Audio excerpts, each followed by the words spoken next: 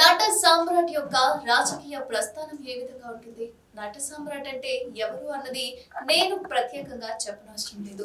Senior NTR గారి యొక్క రాజకీయ ప్రస్థానం, ఆయన జీవితంలో ఒక పలు సంఘటనలు ఏ విధంగా ఉన్నాయి, అదే విధంగా ఇప్పుడు మన ఎదురుగా ఉన్నారు పెంట్రాల సుబ్బారావు గారు. ఆయన యొక్క జీవితంలో సీనియర్ ఎన్టీఆర్ గారి యొక్క ప్రస్థానం ఏ విధంగా ఉన్నది ఒకసారి చర్చించుకుందాం. నమస్కారం అండి సార్. అసలు సీనియర్ ఎన్టీఆర్ గారితో మీ యొక్క ప్రస్థానం ఏ విధంగా సాగింది చెప్తానమ్మా.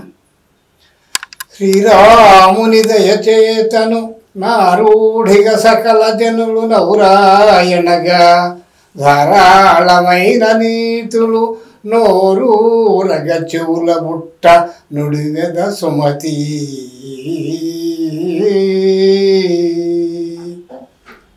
రామారావు గారు మేము పిల్లవాళ్ళప్పుడు ఆయన మా దేశం అనేటటువంటి సినిమా అమ్మ. ఆ సినిమాలో అది తెల్లవాళ్ళు పరిపాలన ఉన్నప్పుడు ఉన్నది. దానికి ఆయన పోలీసు వేషం వేశాడు. పోలీసు వేషంలో మోకాళ్ళ వరకే ఇది నిక్కర్ అంటారు, మోకాళ్ళ ఉంటుంది ఆ చడ్డీ, చేతులు కూడా ఇక్కడ వరకే ఉంటాయి.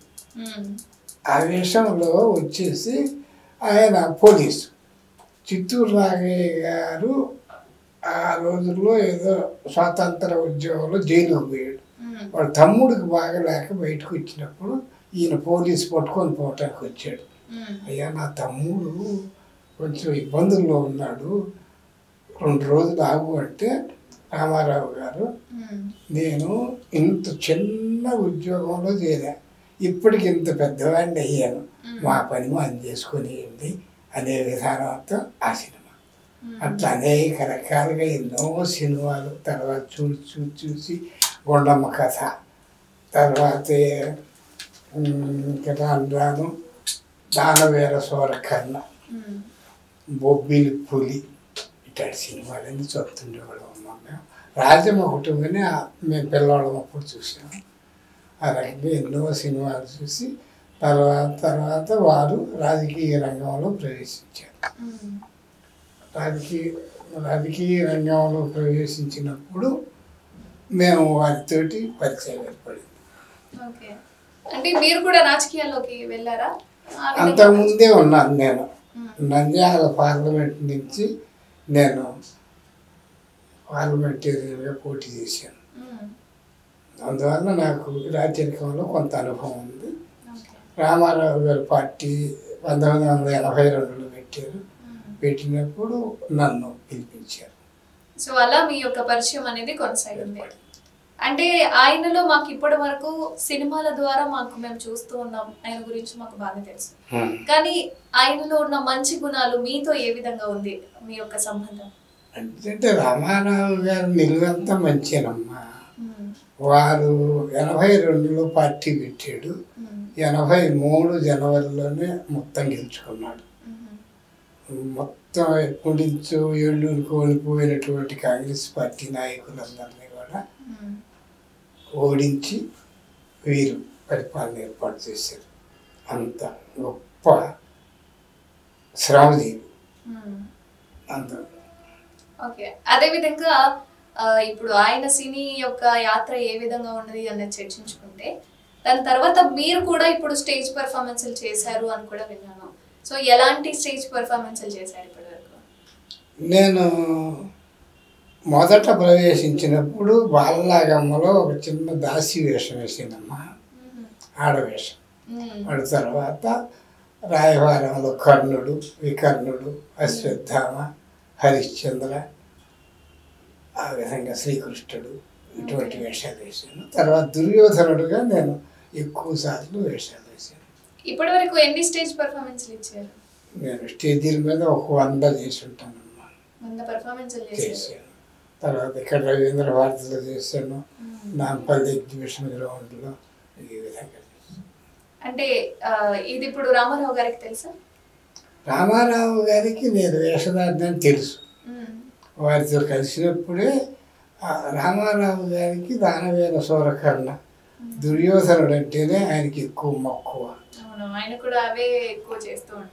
వారికి దుర్యోధనుడుగా నేను కూడా కొన్ని మాటలు చెప్పేవాడిని. ఏ విధంగా చెప్పేవాడినంటే సప్త సాగర వేళ వలయిత వసుంధర వలయం మునకెళ్ళ అనేక ఛత్రాధిపత్యము వహించి ఆంధ్ర రాష్ట్రాన్ని అవలీలగా సంపాదించి తెలుగు గంగాధీశుండవై మండలాధీశుండవై హస్తినాపురాన్ని కూడా అవలీలగా సంపాదించాలా అని చెప్పి అప్పుడు వారు ఎంతో ఆనందంగా ఈ దుర్యోధనుడు మాటలు ఎప్పుడైతే సప్తసాగర అంటే ఎన్నో సముద్రాలు ఆ విధంగా నీవు అంత గొప్పవాడివి, దుర్యోధనుడు అంత గొప్పవాడు అని చెప్పి ఆయన్ని పోల్చి మీరు ఇప్పుడు చెప్పడం ద్వారా కూడా ఆయన మెప్పు పొందారంట. అందువల్ల ఆయన చాలా నన్ను దగ్గరికి తీసుకునేవారు. అయితే ఆయన చేసిన సినిమాల్లో మీకు బాగా నచ్చిన డైలాగ్ ఏంటి? బాగా నచ్చిన డైలాగులు అంటే ఆ డైలాగులు నేను అంత పట్టలేదు కానీ గుండమ్మ కథ మంచి పాటలు ఉంటాయి, దానవీర స్వరకన్నా మంచి పాటలు ఉన్నాయి. ఇంకా బొబ్బిలి పులి, అగ్గిరాముడు, బండరాముడు, రాముడు భీముడు ఇవో చెప్పుకుంటా పోతే మనకు అన్నీ రావు కానీ విశేషమైనటువంటి సినిమాలు కదా. ఆయన రాముడు, కృష్ణుడు, భూకైలాసం, రావణాసురుడు, ఇట్లా మీకు ఏ పాట ఇష్టం ఆ సినిమాలన్నింటిలో? అన్నీ ఇష్టమేనమ్మా. అందులో ఆడవేషం కూడా వేసాడు రామారావు గారు, డ్యాన్స్ కూడా వేసాడు. నర్తనశాల, నర్తనశాలలో ఆ బృహాన్న వేషం సామాన్యం కాదు. తర్వాత తర్జనుడు, ఇటువంటి శ్రీకృష్ణుడు వెయ్యిన వేషం ఉందమ్మా. రామారావు గారు అంటే చిన్న విషయం చెప్తానమ్మా. ప్రజల కోరిక భారతరత్న ఇయ్యాలా అనేది మీ ద్వారా ప్రజానీకానికి తెలియదు. ప్రజలందరూ కోరుకుంటున్నారు ఎన్టీ రామారావు గారికి భారతరత్న ఇయ్యాలా అనేది ప్రజల ఆకాంక్ష. ఓకే, అదేవిధంగా అంటే రాజకీయ ప్రస్థానంలోకి వచ్చిన తర్వాత మీరు కూడా డైలీ వాళ్ళ ఇంటికి వెళ్ళడము, వాళ్ళతో మాట్లాడడం జరుగుతుంది అని విన్నాను. అవునమ్మా. అట్లా ఎన్నిసార్లు మీ పరిచయం అనేది కొనసాగుతూ వస్తుంది? మొదట స్టార్ట్ అయిన నుంచి మాది ఇప్పుడు కర్నూలు జిల్లా, ఇప్పుడు నంద్యాల జిల్లా, కోరుకుంట రామచంద్రాపురం అనే గ్రామం. ఎప్పుడు వచ్చినప్పుడల్లా కలిసేవాడిని. ఇక్కడికి వచ్చినప్పుడల్లా హైదరాబాద్ వచ్చినప్పుడల్లా కలిసేది. మా ఎమ్మెల్యే గారు కర్రా సుబ్బారెడ్డి అని ఎమ్మెల్యే ఉండేది, చాలా గొప్పవారు. మొత్తం ఈ ఉమ్మడి రాష్ట్రంలో 295 మంది ఉంటారు, అందరిలో కల్లా మేటి. అందువల్ల మేము కలిసిపోయేవాళ్ళం. కలిసిపోగానే ఇప్పుడు మే నెలలో ఆయన పుట్టినరోజు ఉంటుంది, ఎన్టీ రామారావు గారి పుట్టినరోజు. ఆ పుట్టినరోజును ప్రజలందరూ తండాలు వరుకుతారు. తర్వాత మహానాడు కూడా అప్పుడే జరుగుతుంది. అటువంటి దశలో వారికి చూడాలా వారిని అంటే నేను వెళ్ళాను. ఎలాగైనా రామారావు గారు అబిడ్స్లో ఉండేవాళ్ళు. అప్పుడు నేను ఖండ భూమండలాధిప మకుట తట ఘటిత మణి గృణి నిరంతర నీరాజిత నిజపాద పంకేరు హుండవై సింధురాట్య తుష్టయ పరివేష్టిత సుందరావారదూర్వ హుండవై పరరాజ మద సంహరణ భీకర భుజబల సమగ్రుండవై అభిమాన ధనుండవై దుర్నిరీక్షుండవై 14 భువనములొక్క పెట్టును నెత్తి వచ్చిన నుక్కడి పంజాలు ప్రచండ ప్రతాప ప్రభావ విభాషితులకు 100 సోదరుల కక్రతుండవై చండధర పరాక్రమోజ్వలమై దిగంత విశ్రాంత సద్యశోవిలసితమై ఇప్పుడు తెలుగు గంగాధీశుండవై మండలాధీశుండవై అంటే అవి తెలుగు గంగ అనేది మద్రాసుకు మంచినీళ్ళు ఇచ్చింది. మంచినీళ్ళు మనం ఇప్పుడు ఒక గ్లాసు మంచినీళ్ళు కావాలంటేనే 20 రూపాయలు పెట్టి కొనుక్కోవాలి. అట్లాంటిది ఈ తెలుగు గంగ అనేది ఇక్కడ కర్నూలు దగ్గర ఉంది, శ్రీశైలం. శ్రీశైలం దగ్గర నుంచి మద్రాసు వాళ్ళకి మంచినీళ్ళు ఇచ్చాడు. తర్వాత ఇక్కడ ఆయన వచ్చిన వెంటనే అందరికీ ఆయన రావటమే నేను చిన్నవాళ్ళ చెమటలో నుంచి వచ్చాను, చిన్న సైజు వాళ్ళ నుంచి వచ్చేటటువంటి ప్రచారం అయింది. ఆ ప్రచారాలు వచ్చిన ఆ రోజునే నేను 2 రూపాయల కిలో బియ్యం ఇస్తున్నాను, మీరు ఎంతమంది మేజర్లు ఉంటే అన్ని ఆ లెవెల్ ఏదో ఒక లెవెల్ ఉంటుంది, ఆ లెవెల్ ప్రకారం తీసుకోండి అని అప్పుడు అందరికీ భోజనాలు ఏర్పాటు చేస్తాను. ఎంత ఆశ్చర్యం అంటే తర్వాత రెండోది ఇందిరాగాంధీ గారు స్థలం ఇచ్చిందమ్మా. ఊరు పెద్ద రైతు దగ్గర తీసుకొని 10 ఎకరాలు, ఆ 10 ఎకరాలలో అందరికీ బాగా ఏదో 2 సీట్లు అట్టించింది. కరెంటు బల్బ్ ఇచ్చింది ఫ్రీగా. కాంగ్రెస్ హయాంలో కాంగ్రెస్ ఇందిరాగాంధీ. ఇప్పుడు ఆయన్ని ఓడించాడు కదా ఈయన, ఆ స్థలంలో ఇల్లు కట్టించాడు. వాళ్ళు ఇచ్చిన స్థలంలో ఇల్లు కట్టించారు. ఇల్లు ఎంతమంది అయినా కట్టుకోండి మీరు, మీకు అవకాశం ఉంటే. నేను ఏదో మొత్తం 2000 లేక 5000 లోపల అప్పుడు. ఇప్పుడైతే లక్షల కోట్లు చెప్తున్నారు అనుకో. నేను 1000 ఇల్లు ఇప్పించానమ్మా ప్రజలకి. మీరు నేను స్వయంగా స్వయంగా సో సార్ ద్వారా మీరు అందరికి 1000 సుమారు ఇల్లు ఇప్పించారు. మా ఎమ్మెల్యే గారి ద్వారా ఒక నియోజకవర్గానికి 100 గ్రామాలు ఉంటాయమ్మా. 100 గ్రామాలకి 1000 అంటే చాలా తక్కువే. 110 అంటే ఎంత అవుతుంది? అంటే ప్రస్తుతం ఉన్న రాజకీయాల్లో కనీసం అది మెయిన్ పాయింట్ నుంచి ఒక 2-3 వచ్చిందంటేనే ఇప్పుడు ఘనంగా చెప్పుకుంటాం. కాబట్టి అప్పట్లో 100 గ్రామాలు అన్నది ఇప్పుడు చాలా గొప్ప విషయం కదా. ఇప్పుడు కూడా గ్రామాలు ఉన్నాయి, ఆ ఇంట్లో నివసించే వాళ్ళు ఉన్నారు. మొత్తం ఏ పల్లెటూరు గ్రామాలకు పోయినా కూడా అందరూ పెద్దవాళ్ళు ఉండొచ్చు. నా వయసు వాళ్ళు, నాకంటే పెద్దవాళ్ళు, కానీ వాళ్ళందరికీ తెలుసు. ఇప్పుడు పరిపాలకులకు కూడా తెలుసు. నిన్న ఇక్కడ ఓడిపోయే చీఫ్ మినిస్టర్ గారికి కూడా తెలుసు. నేను కాదు, మీరు ఇలా చేసిన చెప్పిన విషయాలు, ఇప్పుడు ఉన్నటువంటి విషయాలు ఆయనకు తెలుసు. ఎందుకంటే రామారావు గారు అట్లా చేశారు, చేయించారు. అది అందువల్ల ఇంకా ఎన్నో చేశారు. ఇంకా తర్వాత గుడ్డలు బట్టలు అన్నారు, తర్వాత ఇంకేంటియో ఆడవాళ్ళకి పిల్లవాళ్ళకి సైకిళ్ళు ఇట్లాంటివి ఎన్నో ఉన్నాయి. కానీ అవన్నీ గొప్పవి కాదు. ఈ యొక్క బియ్యం ఇవ్వటం, తర్వాత ఇడ్లీ ఇవ్వటం, ఉండటానికి తినటానికి ఉంటే ఇంక లేదే ఉందమ్మా మానవులు. ఇప్పుడు కానీ ఆశ అందరూ కోట్లు లక్షలు, చిన్న చిన్న వాళ్ళకి. ఆయనకు కూడా కోట్లు కావాలి ఇప్పుడు, 2 లక్షలు అవసరం.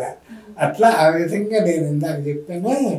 ఆ విధంగా చెప్పినప్పుడు ఆయన నా దగ్గరికి వచ్చాడు. అదే విధంగా సీనియర్ ఎన్టీ రామారావు గారు స్వయంగా అంటే ఆయన ఏదైనా ఆహారం తింటున్నప్పుడు మొత్తం చికెన్ స్పెషల్ గా ఆయన కోసం వండించుకొని ఒక కోడితో సహా మొత్తం ఇట్లా వండించుకొని తింటారని. ఇది ఎంతవరకు నిజం? అది పూర్వకాలం ఆయన సినిమాలోకి ఏర్పడిన తర్వాత సినిమా వేషాన్ని బట్టి రాముడు, కృష్ణుడు ఇటువంటి వేషాలు వేసేటప్పుడు అసలు ఏమి మాంసాహారం తీసుకోకుండా శాకాహారంలో ఉండేదని విన్నాను నేను. తర్వాత నేల మీదనే పడుకుంటాడని కూడా పడుకుంటాడు ఆ వేషాలు. తర్వాత రావణాసురుడు వేషం వేసినప్పుడు, ఇక దుర్యోధనుడు వేషం వేసినప్పుడు ఇట్టేటప్పుడు చికెన్ అంతా తింటాడని కూడా విన్నాం. అంటే వేషధారణని బట్టి ఆయన క్యారెక్టర్ని ఇముడుచుకొని ఆహారాన్ని తీసుకుంటాడు మేము విన్నాము. నాకు పెట్టాడు, నాకు దగ్గర 10 సార్లు పెట్టుంటాడు. మీరు స్వయంగా ఆయనతోనే 10 సార్లు భోజనం చేశారు. ఆయన పెడతాడు, మనకి వడ్డిస్తాడు. వడ్డించడంలో కూడా గంట ఇంత గంట ఉంటుంది అన్నది. ఈ కాలంలో అంత గంట, ఈ గంటకి ఉంటుంది. అవి గంటలు అవి ఇత్తడే ఏదో గంటలు అవి. ఆ గంట నిండా పెట్టాలి, ఎక్కువ అయినా తినకపోతే ఆ గంట తీసుకొని కొడతానండి. ఎంతో ఆశ్చర్యంగా ఉండేది. అంత నేను ఒక్కసారి పెట్టాను ఆయనకి. ఎన్నపోస బాగా, అంత ఎన్నపోస, కోడి, పూరీలు. మా ఏరియాకి ఒకసారి పర్యటన వచ్చినప్పుడు అట్లాంటి పని సార్ మీ దగ్గరకు వచ్చారు ఎన్టీ రామారావు గారు, మీ ఇంటి దగ్గరకు వచ్చారు? ఇంటి దగ్గర కాదు, గెస్ట్ హౌస్కి వచ్చాను. అక్కడ మీరు వడ్డించారు? వడ్డించి పెట్టించాం. అది అందులో కోయల వంటలు అన్నపోస నెయ్యి అంటే పెద్ద పేరు. అట్లాంటిది ఏర్పాటు చేసాను. మంచి తినేదానికి అందరికి అవకాశం ఉంది. ఇష్టంగా అంటే ఎన్టీ రామారావు గారు చాలా ఇష్టంగా తినే ఆహారం ఏంటి అసలు? ఇప్పుడు అనుకున్నాం కదా, ఎన్నపోస, మాంసాహారం, పూరి, అంతవరకు నాకు తెలుసు. బాగా తినేవారు. అంటే మీకు రాజకీయ ప్రస్థానంలోకి వచ్చిన తర్వాత మీకు బాగా పరిచయం అని చెప్పారు. సో ఆయన రాజకీయ ప్రస్థానం మీతో ఏ విధంగా సాగింది? నాతో ఎక్కడి నుంచి ఎక్కడి వరకు? బాగా ఉండేది. నేను ఇప్పుడు ఈ మాట్లాడే కదా, అసలు ఎన్టీ రామారావు గారికి ఎన్ని పాత్రలు వేసినా దుర్యోధనుడు పాత్ర అంటే అంత భ్రాంతి. అందువల్ల నేను ఈ కొన్ని ఈ దుర్యోధనుడు మాటలు చెప్పాను కదా, ఇందులో తెలుగు గంగ వచ్చింది, మండలాలు తీసేసాడు, ఇటువంటివన్నీ తీసేయటం. మండలాలు తీసేసాడంటే తహసీల్దార్ గారు ఒక ఎమ్మెల్యే కంటే ఎక్కువ బిజీగా ఉంటాడు తహసీల్దార్. అప్పుడు ఆ ఎమ్మెల్యే తర్వాత ఈయన మండలాలు ఏర్పాటు చేశాడు.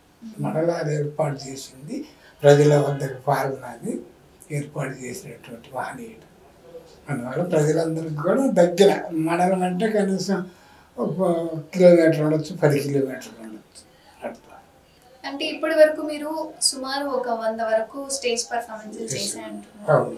సో ఈ పర్ఫార్మెన్స్ కి సంబంధించి ఎక్కడైనా ప్రోత్సాహం కానీ లేదైనా ఏదైనా అవార్డ్స్ కి సంబంధించి అట్లా ప్రశంసలు ఏమైనా ఉంటాయా? పోయిన దగ్గరంతా ప్రశంసలే కదా. ఇప్పుడు మీరు అన్నారు కదా ప్రత్యేకమైన భారీగా. మా ఈ శిల్పారామంలో ఒక పెద్ద ఇది ఉంది కదా, పెద్దది కట్టి ఉన్నది. శిల్పారామంలోనే ఇంకో పెద్ద స్టేజ్ ఉంది. ఆ స్టేజ్లో నన్ను పిలిచేయించారు, స్టేజ్ పర్ఫార్మెన్స్ చేయించారు. రవీంద్ర భారతిలో 2 సార్లు వేసాను. అక్కడ నాంపల్లి ఎగ్జిబిషన్ గ్రౌండ్లో ఒక 4 సంవత్సరాలు వేసాను. బాగానే ఉంది. ప్రస్తుతం చేస్తున్నారా పర్ఫార్మెన్స్? మానుకున్నానమ్మా. ఎందుకంటే తర్వాత పనులు లేకుండా చెప్పను, డైలాగ్ చెప్పకూడదు. దుర్యోధనుడు అంటే సామాన్యుడు కాదు, ఆయన మొత్తానికి మహనీయుడు, పెద్ద రాజు, రాజులకే రాజు. అటువంటిది మనం ఇట్లాంటి మాటలు చెప్పకూడదని. తర్వాత రెండోది వయసు అయిపోయినాక ఈ ముఖంలో మార్పులు వస్తాయి కదా అని చెప్పి మానుకున్నాను. లేకపోతే ఇప్పుడు ప్రస్తుతం ఈ వారంలో వేయచ్చు ఎగ్జిబిషన్ గ్రౌండ్లో. నేను పోయాను, కనపడితే రమ్మని పిలుస్తాను. చాలా స్పష్టంగా చెప్పారు ఇప్పుడు మీరు చెప్పిన డైలాగ్స్ కూడా. భగవంతుడు ఆ వరం మనకి ఇచ్చాడు. అవకాశం వస్తే చేస్తారా? చేయనమ్మా, ఇప్పుడు కుదరదండి. నిన్న మనవాడు అన్నాడు ఇక్కడనే వేషం వేసి కెమెరా ముందు చెప్తాను. సో ఆ క్యారెక్టర్ కి న్యాయం చేయాలి కాబట్టి మీరు ఇప్పుడు వెయ్యని అంటున్నారు. ఏమా విషయాలు. తర్వాత దండమయా విశ్వంభర దండమయా పుండరీక దళనేత్రహరి దండమయా కరుణానిధి దండమయా నీకు నెప్పుడు దండము కృష్ణ. హరి అను 2 అక్షరములు హరించును పాతకములు అంబుజనాభ హరి నీ రామ మహాత్యము హరి హరి పొగడల్ గవసమి హరి శ్రీకృష్ణ.